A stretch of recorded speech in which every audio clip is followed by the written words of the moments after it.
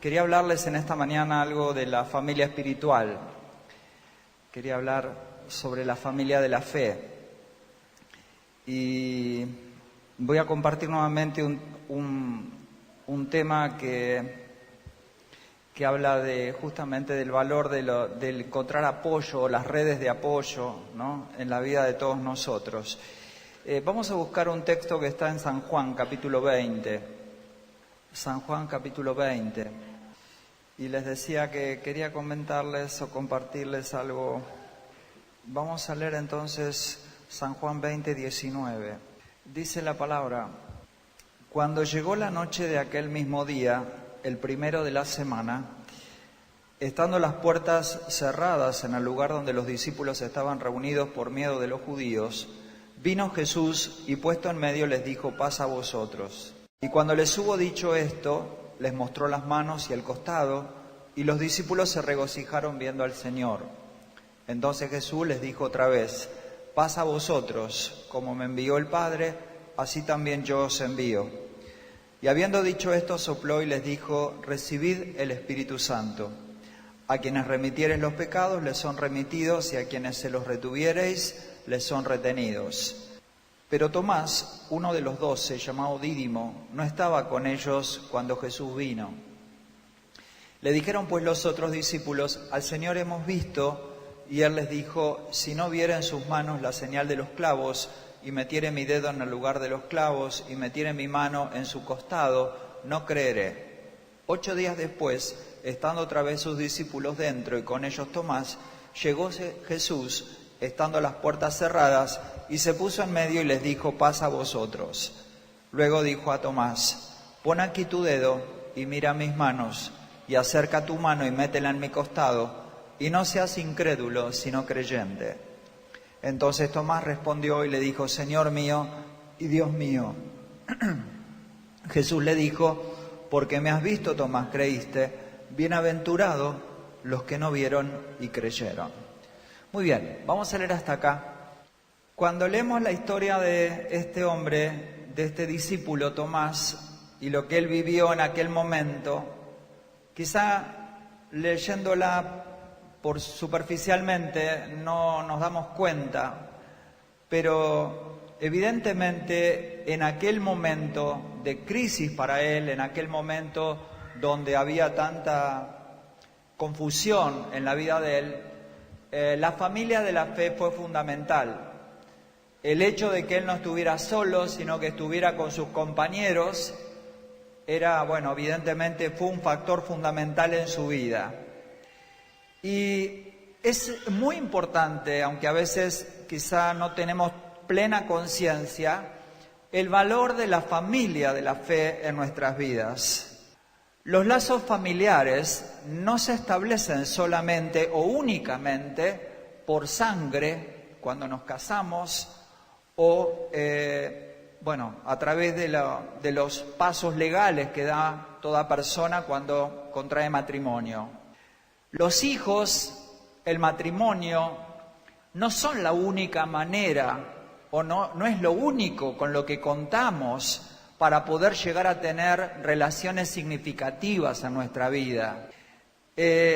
No son las únicas formas. A veces muchos creen que solo pueden confiar en su familia, en los más cercanos. Sin embargo, no es así desde el punto de vista bíblico. Por eso, justamente porque a veces se cree que esto es así, muchas personas solteras, personas que están separadas o divorciadas, personas que han quedado viudas, se sienten muy mal o pueden llegar a estar muy frustrados creyendo que, no tienen familia o están bastante desamparados en esa área porque no hay vínculos sanguíneos cercanos. Sin embargo, les decía que muchas veces no somos conscientes de que hay otras formas de ser y hay otras formas de hacer o de constituir familia si miramos a la luz de la palabra.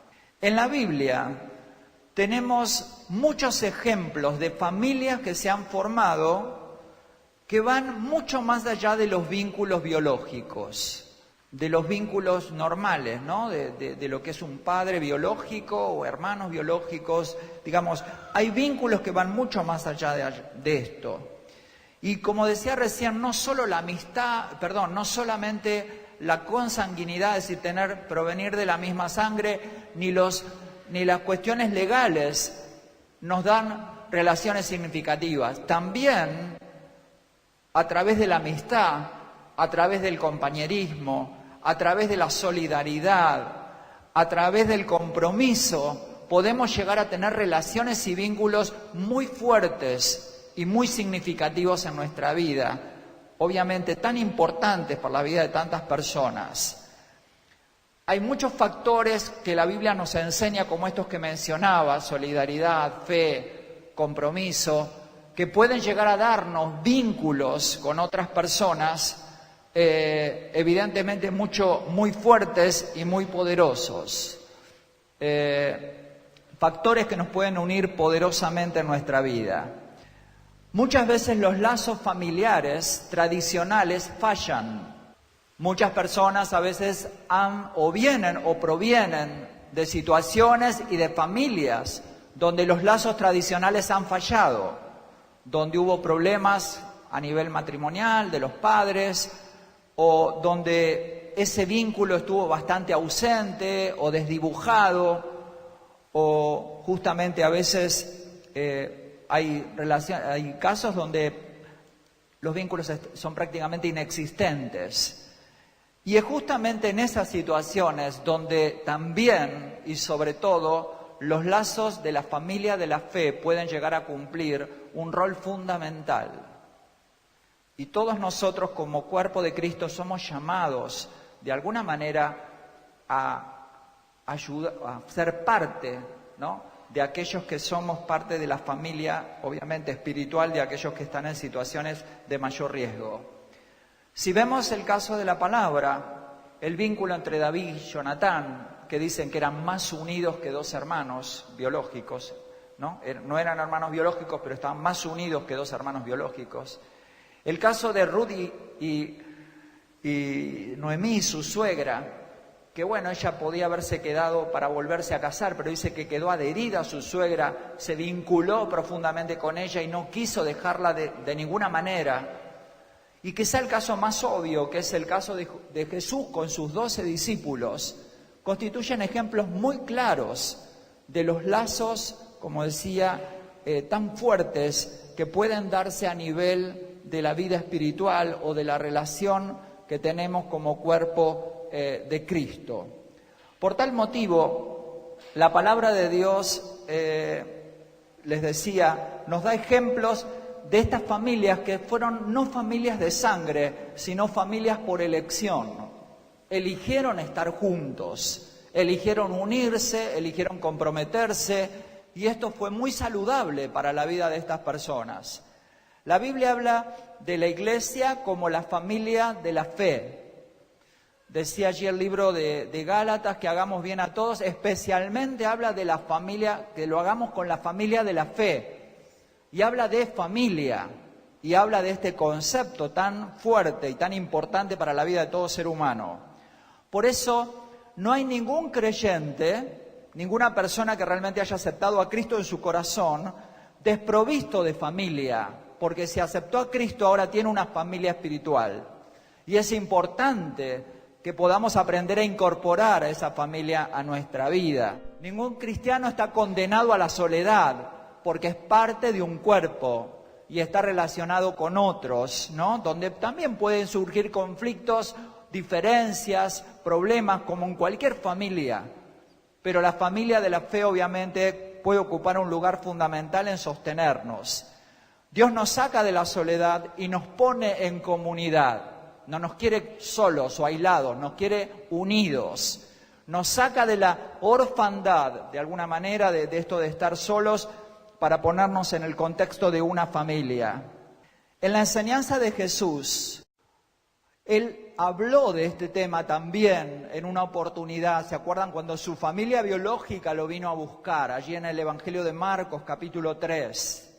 Y en aquel momento, cuando lo buscaban, Él dijo, ¿quién es hablando de su familia biológica, que mi hermano, mi hermana, mi madre, dice: todo aquel que hace la voluntad de Dios, ese es mi hermano, mi hermana, mi madre, dijo Jesús. Y estaba hablando justamente de esto que estoy compartiendo, hablando de que parecía en un momento que aún los lazos familiares se quebraban para darle una prioridad, por decirlo de alguna manera, a la familia espiritual. Jesús marcó que esos lazos pueden ser más poderosos y permanentes, que los lazos creados por la familia biológica o los lazos creados por el trámite que se hace en un registro civil. Y esto también es importante para nosotros, obviamente, ser conscientes, como decía, como iglesia. Y la palabra habla en todo momento en términos de familia. Habla de Dios como Padre, no habla de Dios como jefe o como gerente, habla como Padre. Está hablando de un concepto bien, obviamente, familiar. Habla de Cristo como el primogénito, como nuestro hermano mayor, a quien nosotros miramos y queremos imitar. Habla de la familia de la fe y habla de los creyentes como hermanos en Cristo, porque todos fuimos cubiertos o lavados por una misma sangre, que fue la sangre de Jesús. Les decía de la crisis de Tomás, y hablaba hoy, o leíamos en la palabra, de esta crisis que él enfrenta en un momento muy particular.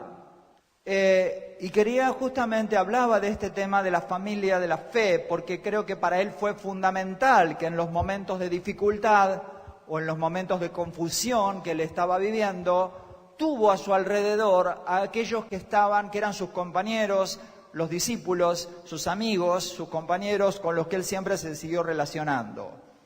El pasaje justamente ilustra, que leíamos, el gran valor que tiene o que tuvo y que tiene también para nosotros la familia de la fe. Y cómo en la duda que él enfrentó, en la crisis tan fuerte que él enfrentó en aquel momento, esa familia espiritual fue la que lo contuvo, fue la que lo acompañó, por decir de alguna forma, en esa situación y dio el ambiente, el clima adecuado para un encuentro posterior, restaurador nuevamente con el Señor Jesucristo. La Biblia contaba, o leíamos recién en el versículo 19, que cuando llegó la noche de aquel mismo día, que era el día que Cristo había resucitado, el primero de la semana, estando las puertas cerradas en el lugar donde los discípulos estaban reunidos, por miedo de los judíos, vino Jesús y puesto en medio le dijo: paz a vosotros. De alguna manera es una imagen bastante, diría yo, escalofriante.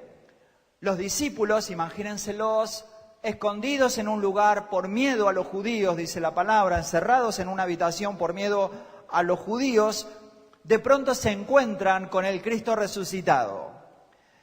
Y esto nos habla justamente, de una situación, como digo, muy particular, muy electrizante, por darle un nombre. Él los saluda, Jesús los saluda con su paz, se presenta a él, y fíjense que de pronto en aquella habitación donde había temores, el temor se convierte en gozo, en alegría. Jesús ora por ellos, los bendice y les imparte el Espíritu Santo, decía la palabra. Todo fue cambiado y transformado por la presencia de Cristo en aquel lugar, ¿no? Y en aquel ambiente. Sin embargo, si leemos un poquito más adelante, en el versículo 24, el panorama cambia. Y ahí entra, por decirlo de alguna forma, la discordancia. Entra algo que no cierra. Dice que Tomás, uno de los 12, llamado Dídimo, no estaba con ellos cuando Jesús vino. Y ahí la historia, que cuando vino le contaron lo que ellos habían experimentado y vivido, la presencia de Jesús, y él les dice esa palabra que quedó grabada en la historia, en cuanto a que si él no veía, no lo experimentaba con su cuerpo, tocándolo, viéndolo, experimentándolo, no lo iba a creer. ¿Dónde estaba Tomás en aquel momento que Jesús vino por primera vez a los discípulos? No se sabe. Tal vez estaba escondido, tal vez estaba asustado, tal vez estaba durmiendo, no sé. Estaba en algún lugar, pero no estaba en ese lugar. Lo importante fue que luego regresa para estar con sus compañeros, sus amigos, su familia de la fe, lo que estaba hablando hoy. No se cortó y se fue y desapareció, sino que volvió para estar ahí, el lugar donde él se sentía cómodo, el lugar donde estaban sus hermanos en Cristo, sus hermanos en la fe. Regresa Tomás a la comunidad, sus compañeros le cuentan con alegría lo que habían vivido y experimentado, leíamos hoy, la presencia de Cristo nuevamente en medio de ellos, y a partir de ahí, como decía, los dichos de Tomás quedaron para la posteridad. Le pusieron el rótulo de Tomás el incrédulo, aquel que no creyó, que quería ver para creer y todo lo demás. Sin embargo, yo quería hablar en esta mañana y, plantearles un poco algunos aspectos positivos de la vida de Tomás. Algunos problemas o, de alguna forma, peligros que tenemos también que ver de la vida de él para no repetir o caer en lo mismo, pero sí marcar también que no todo estaba mal en la vida de Tomás. Algo de lo que yo mencioné, es parte de los beneficios. Él estaba en la familia, más allá de todo, no se fue. Pero quería hablar de 3 cualidades positivas. Y en primer lugar, algo importante en la vida de Tomás, más allá de que le han tildado de incrédulo y de todo lo que, conocemos de él, aunque mucho más de esto no se conoce de la vida de él, es en primer lugar reconocer la valentía y la sinceridad que hubo en él para hablar lo que realmente había en su corazón. Es valiente para expresar sus dudas, no se cayó.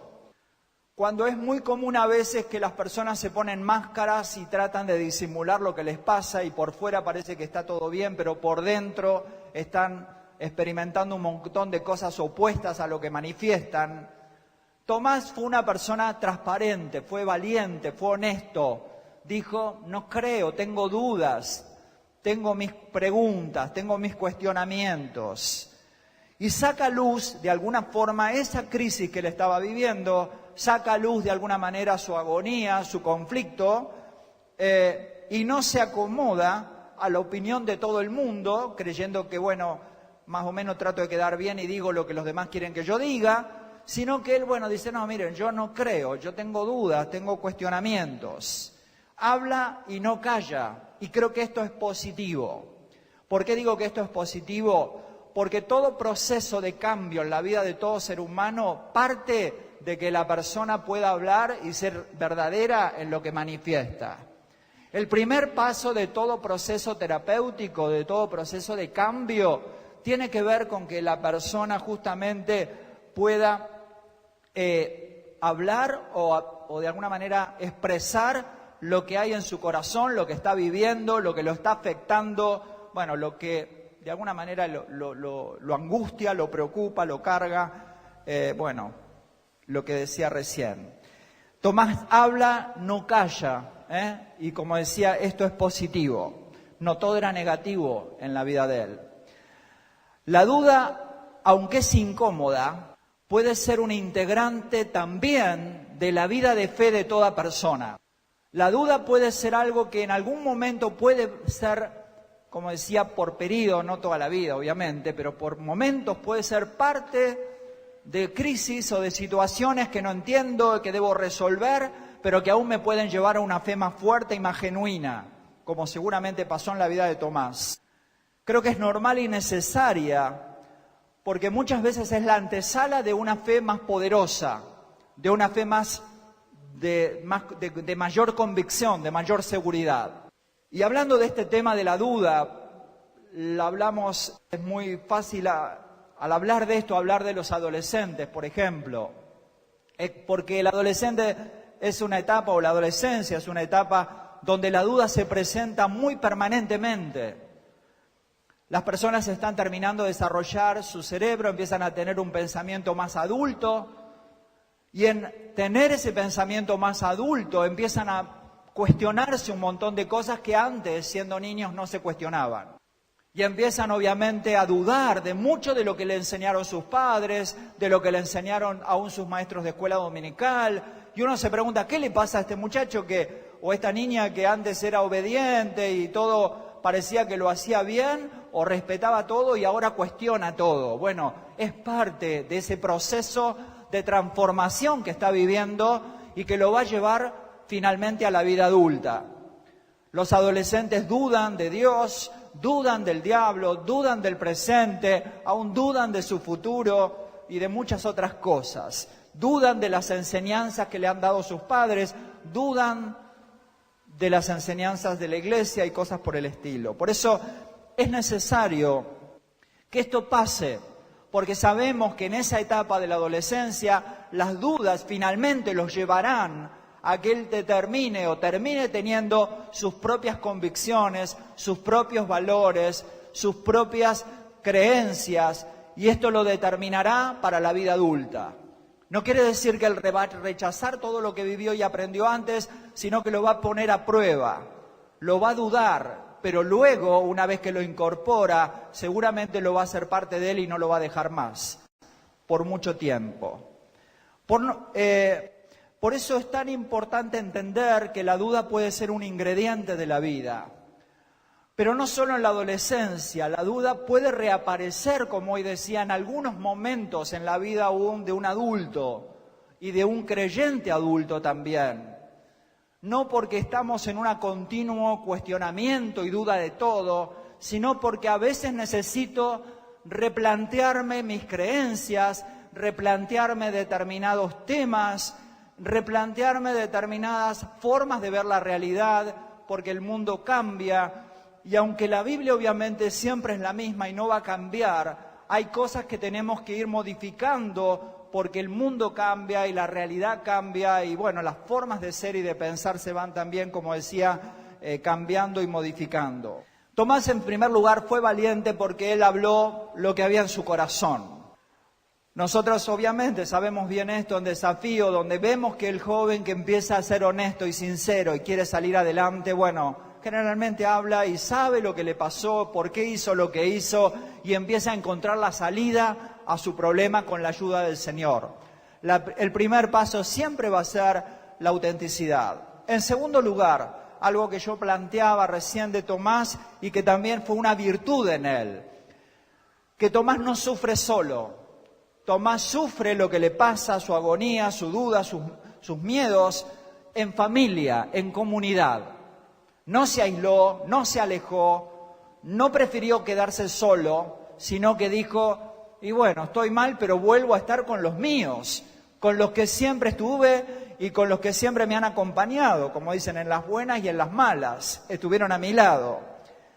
La Biblia dice en el versículo 25 que cuando los discípulos le cuentan, los otros discípulos que habían visto al Señor, dice que Él les dijo, bueno, si no lo viere en sus manos la señal de los clavos, etcétera, etcétera. Pero dice que Él les dijo, Él le habló a sus compañeros, Él le habló a su comunidad, a su familia espiritual y le planteó su problema, su duda, lo que le estaba pasando. Habló sus dudas, sus angustias, sus temores. Y esto es importante porque Él no lo hace ante cualquiera. No es que yo, bueno, soy honesto y hablo cualquiera de mis problemas al primero que se me cruce. No, hay personas con las que puedo hablar. Habrá personas que me darán mayor seguridad, confianza, como hablaba hoy, familia de la fe o aquellos que son de la familia de la fe y que tienen cierta experiencia, que me pueden escuchar, que me pueden comprender. Él busca a aquellos con los que tiene una relación significativa, porque sabe que ellos no lo descalificaron, no lo juzgaron, no lo condenaron, sino simplemente lo escucharon y lo acompañaron. Los discípulos que ya habían visto al Señor no se escandalizan de Él, no lo condenan, no lo juzgan, no lo avergüenzan, como diciendo, pero mirá, ¿cómo vas a dudar de esto, de aquello? Simplemente lo escuchan, lo contienen y lo esperan, que haga su proceso hasta tanto resuelva su crisis y su dificultad, que la que tenía que resolver era Él. En esto es tan importante el hecho de darnos cuenta como iglesia, como hijos de Dios, que a veces lo único que podemos hacer es acompañar a la persona, porque el problema lo tiene que resolver Él, porque yo no lo puedo resolver. Es Dios el que lo va a ayudar a resolver la situación, pero yo no lo puedo cambiar. No puedo cambiarle la vida a la persona. Por más que le diga, no, vos no tenés que dudar, vos tenés que creer. Bueno, Él lo va a escuchar, pero el problema lo sigue teniendo. Es algo que debo entender, que ayudándolo a acercarse a Dios, ayudándolo a contenerlo en esa situación y no condenándolo, es como más fácilmente hará el proceso para resolver esto que le pasa y esto que le sucede. Es muy fácil decirle a un joven, por ejemplo, cuando viene el desafío, bueno, tenés que perdonar a tu papá y tenés que perdonar a tu mamá, pero a veces eso es un proceso, porque ellos quieren, pero necesitan hablar muchas cosas que han vivido y necesitan encontrar el camino con la ayuda de Dios para poder definitivamente cerrar esas historias de dolor que muchas veces nos afectaron o nos afectan mucho. Por eso, qué bueno que Tomás no habla ante cualquiera que se le cruza, sino que busca a los hermanos en la fe. Y ellos, como les decía, lo tomaron en serio, no se escandalizaron de él. Y este es el rol de la iglesia como comunidad terapéutica, como comunidad sanadora. No le vamos a resolver los problemas a todo el mundo, pero los contendremos, los ayudaremos y confiaremos que con el poder y con la gracia de Dios, ellos también podrán tener un encuentro con Jesús y también ellos podrán salir adelante de su confusión y de su dolor. Seguramente recordamos, ¿no? Y bueno, recuerdan quizá ustedes el texto que está les leo rápidamente, en 2 de Corintios, y dice 2 de Corintios 1:4, dice: el cual, hablando del Señor, nos consuela en todas nuestras tribulaciones, para que podamos también nosotros consolar a los que están en cualquier tribulación, por medio de la consolación con que nosotros somos consolados por Dios.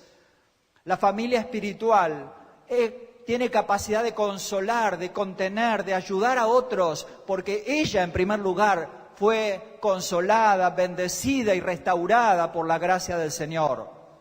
Como dice la palabra, de gracia recibimos, de gracia compartimos y damos al otro. Y este es el rol que nos toca como cuerpo, como familia espiritual, como familia de la fe. Los creyentes sabemos que, como dice también la Biblia allí en un salmo, muchas son las aflicciones del justo, pero de todas ellas le librará Jehová.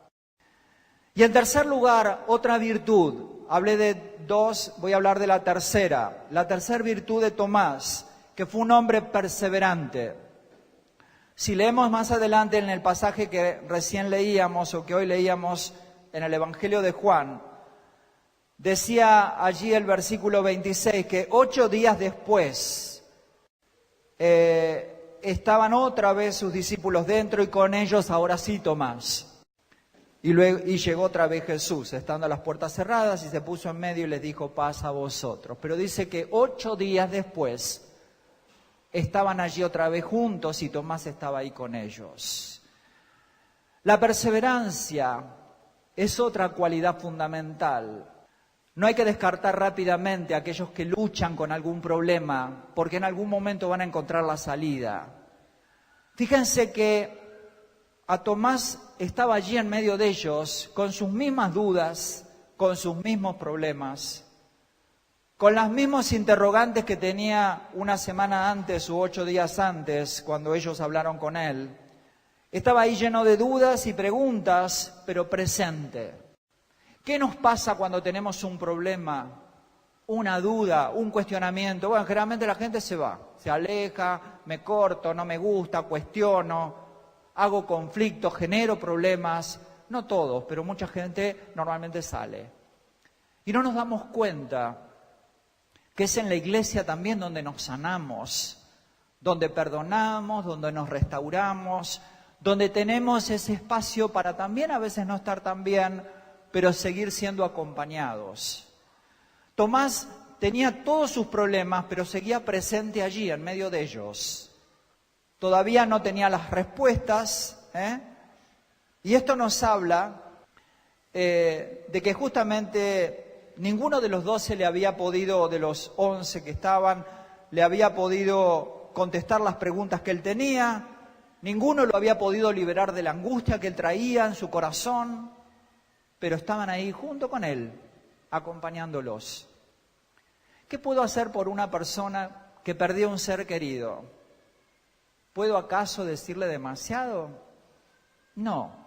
A veces lo que decimos puede empeorar más a la persona. A veces lo único que puedo hacer es estar ahí con él y acompañarlo. Mi presencia es el mensaje. Quizá no es lo que yo digo, sino lo que hago, el estar ahí. Y este fue el rol que ocuparon los discípulos con Tomás. Estuvieron con él. Bueno, estás confundido, tenés problemas, bueno, estamos acá con vos, te estamos acompañando. Creo que esto lo vivimos todo el tiempo en Desafío también. ¿Cuántos muchachos que vienen, bueno, entran en crisis en un momento, en el otro? Siempre es normal que tengan crisis, porque cambiar significa entrar en crisis. Y bueno, siempre va a haber otros que lo están acompañando. Por eso, la importancia de Tomás de quedarse tiene que ver con la fe. Que la fe tiene que ver no andar por vista, como decíamos hoy, sino creyendo en el Señor. Dice Corintios que en 2 Corintios 5:7, porque por fe andamos, no por vista. Y quizá Tomás podía repetir las palabras del salmista, ¿no? Cuando dijo, bueno, aunque ande en valle de sombra de muerte, no temeré mal alguno, porque tú estarás conmigo. 3 virtudes, y para estar un poco cerrando, quería hablar de los 3 peligros. 3 virtudes que tenían que ver con la sinceridad de Tomás, que tenían que ver, en segundo lugar, con que él no se quedó solo, sino que se quedó ligado a su familia espiritual. Y en tercer lugar, a que fue una persona más allá de todo perseverante. No se enojó, se fue, se quedó. ¿Cuáles fueron los peligros en los que él cayó y podría haberlo afectado un montón? Peligros en los que nosotros también a veces podemos caer cuando estamos mal o tenemos luchas o dificultades o dudas. En primer lugar, el error, el peligro en el que él cayó fue el peligro de cerrarse a la palabra de Dios. El peligro de cerrarse a la palabra de Jesús. Hoy leíamos que cuando los discípulos le hablaron, él dijo, no, yo no voy a creer hasta tanto no lo vea yo personalmente. Pero más allá de la duda y el cuestionamiento a sus compañeros, él estaba cuestionando a Jesús, estaba cuestionándolo a Dios, porque él había estado mucho tiempo con él, había estado 3 años con él. Él había experimentado muchas cosas con Jesús. Él lo había oído hablar de que él iba a morir y que iba a resucitar al tercer día. Y había escuchado cuando Jesús le dijo aún a los fariseos, destruid este templo y en 3 días lo reedificaré, hablando de su vida, de su persona. Él había experimentado todo tipo de milagros, de sanidad, de liberación. Había experimentado milagros aún de personas que resucitaron de la muerte. Él había saboreado los panes y los peces cuando Jesús los había multiplicado. Es decir, él había vivido y había estado con él mucho tiempo, lo cual hace de que, bueno, era un peligro que él ahora se ponga a cuestionar lo que él ya había y conocía, porque lo había experimentado personalmente de una manera muy fuerte y poderosa. Tomás había visto todos estos peligros, estos milagros, y necesitaba ampliar su fe, obviamente, más allá de los sentidos. Esto de reclamar ahora otra vez quiero ver para comprobar, era muy infantil de parte de él. Por eso Jesús dijo, bienaventurados los que no vieron y creyeron. Porque la fe no tiene que ver con un hecho que pasa por los sentidos. Pasa por otro lado, pasa por el corazón, pasa por la convicción que hay en mi vida. En segundo lugar, hubo otro peligro importante en él y fue el peligro de cerrarse justamente de cerrar su corazón a la palabra de sus compañeros, a la palabra de la familia de Dios, a la familia espiritual. Porque cuando ellos le hablaron y le dijeron algo que era verdad, él dijo, no, es mentira, yo no lo puedo creer. De alguna forma eran todos que le estaban diciendo, mirá, esto fue así. Y él, no es así. Si yo no lo compruebo, no lo voy a creer. Descalificó el testimonio de sus compañeros. Y saben, esto pasa todo el tiempo. Nosotros tenemos una relación vertical con Dios y una relación horizontal con nuestros hermanos en la fe. Cuando falla la relación vertical, la otra siempre falla. Cuando las personas empiezan a cuestionar y a poner mal entre ellos y a los hermanos, generalmente lo que está fallando es su relación personal con Dios. ¿Qué era lo que le estaba pasando a Tomás? Su crisis era con Dios, pero lo manifestaba en aquellos que lo rodeaban. Y de alguna manera en esto también no hay un peligro. Obviamente él se pudo rectificar, pero está el peligro de que nos cortemos, nos alejemos, cuestionando cosas que evidentemente quizás nos podemos estar equivocando como él se estaba equivocando. Si me cierro a Dios, generalmente lo voy a terminar haciendo con los hermanos en la fe. Y por último y en tercer lugar, está el peligro de cerrarnos. Yo le decía que se cerró a las palabras de Dios, se cerró a la palabra de sus compañeros. Y en tercer lugar, el peligro de encerrarnos en nosotros mismos. ¿Y cómo se encerró él en sí mismo? Habló de manera que hizo su propia trampa. Él dijo, si yo no lo veo, no lo creo. ¿Qué hubiera pasado si Jesús no se le vuelve a aparecer y se lo muestra? Y él pudo decir algo que realmente estaba hablando de que eso lo podía terminar condenando. Es como si yo le digo a Dios, si vos no haces esto, yo no voy a creer en vos. Como si Él fuera mi jefe y yo le doy órdenes, lo cual está totalmente fuera de foco. Pero bueno, Él habló de tal manera que lo que estaba diciendo, se estaba atando a sí mismo, se estaba encerrando a sí mismo. ¿Por qué? Porque creer es comprometernos. Creer en Dios es comprometernos con Él. Más allá de las situaciones de la vida. Yo no puedo pedirle a Dios que hace esto o aquello, si no ya no voy a creer en vos. No, creer es comprometerme. Yo sé que Dios es bueno, más allá de las cosas que puedan pasar en medio nuestro. Porque no creer es vivir una vida sin compromisos. Es vivir una vida de alguna manera vacía, sin sentido. Cuando no hay ideales, cuando no hay objetivos, cuando no hay convicciones para alcanzar, nuestra vida se empobrece, nuestra vida queda vacía, se fuma, se pierde. Y creo que no hay nada o no hay algo más triste que aquellas personas que caen en este comentario, yo ya no creo más en nada ni en nadie. Parecería que, han cerrado una persiana y la incredulidad se convierte en su estilo de vida. ¿Cuál fue el resultado final del encuentro después de estos peligros que él pudo, evidentemente, atravesar? Fíjense que en el versículo 26, cuando Jesús llega nuevamente, estando las puertas cerradas, dice, se puso en medio de ellos, le dijo, pasa a vosotros, y luego le dijo, Tomás, vení. Lo llamó a él, no a los demás, a él lo llamó. Vení, Tomás, te quiero mostrar algo. Lo invitó a poner sus dedos, a tocar lo que él quería, a experimentar lo que él decía que para él era tan importante. Pero ¿saben una cosa? No fue el palpar porque en el fondo no sé si lo llegó a hacer. No fue palpar, no fue tocar, no fue comprobar, sino que fue la presencia de Jesús lo que transformó la vida de Tomás nuevamente. Lo mismo que hoy acontece en nuestra vida y que necesitamos nosotros. Es Cristo en nuestra vida, en nuestro corazón manifestado, lo que nos ordena la cabeza, lo que nos acomoda nuevamente las ideas, la que nos pone en eje nuevamente y nos ayuda a seguir adelante. Fue el encuentro personal con Cristo lo que finalmente liberó a Tomás de la duda, de la incredulidad, de la angustia, de la agonía y de todo lo que él estaba viviendo. Porque siempre el encuentro personal con Cristo nos lleva a la fe y nos lleva a la confianza.